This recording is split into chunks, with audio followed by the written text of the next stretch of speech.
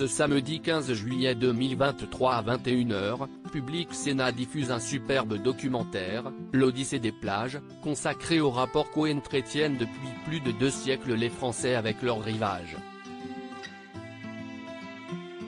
Flashback sur une histoire de défiance et d'amour.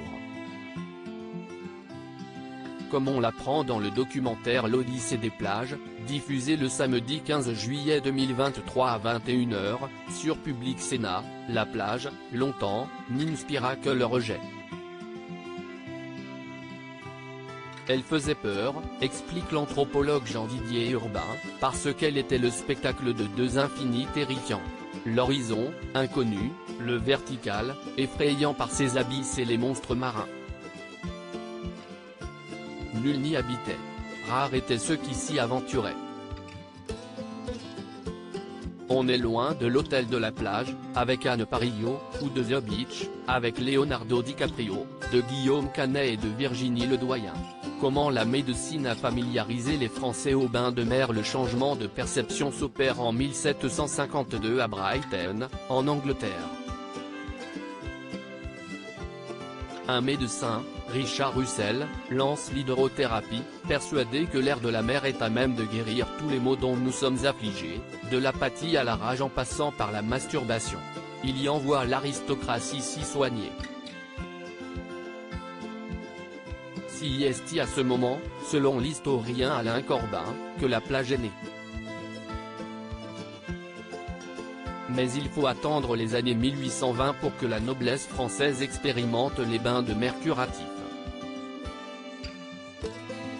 Qu'ils trempent dans l'eau un doigt de pied ou y soit plongé la tête la première, les patients, transportés dans des carrioles à chevaux, ne dévoilent pas leur corps.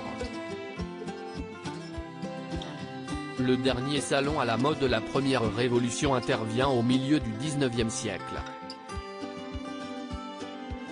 Des promoteurs, misant sur l'explosion du chemin de fer et la venue de la bourgeoisie urbaine, font éclore des stations balnéaires, de la Manche au Pays Basque. Le Touquet, Trouville, Royan, Arcachon et Biarritz deviennent autant de perles vouées au délassement des classes aisées. Lesquelles érigent de somptueuses villas côtières. Mais cette population préfère fréquenter les casinos ou assister aux courses hippiques que se baigner. Quant aux stations d'une Méditerranée rebaptisée Côte d'Azur en 1887, elles restent des villégiatures d'hiver. Si, Sexenson, la véritable appropriation de la plage vient, une nouvelle fois, de la médecine qui, pour soigner la tuberculose, prône l'héliothérapie. Laquelle migre, dans les années 1920, de la montagne à la mer. À Antibes, un couple d'Américains, les Murphy, oblige l'hôtel Eden Rock à rester ouvert durant l'été 1923. Une première. Dans leur sillage, Ernest Hemingway, Jean Cocteau et Gabriel Chanel empruntent le nouveau train bleu pour lancer la mode des bains de soleil. La natation devient, enfin, une activité balnéaire. Après-guerre, tandis que les plages se démocratisent, les corps se libèrent. Brigitte Bardot popularise le bikini à Saint-Tropez en attendant, en 1970, le topless.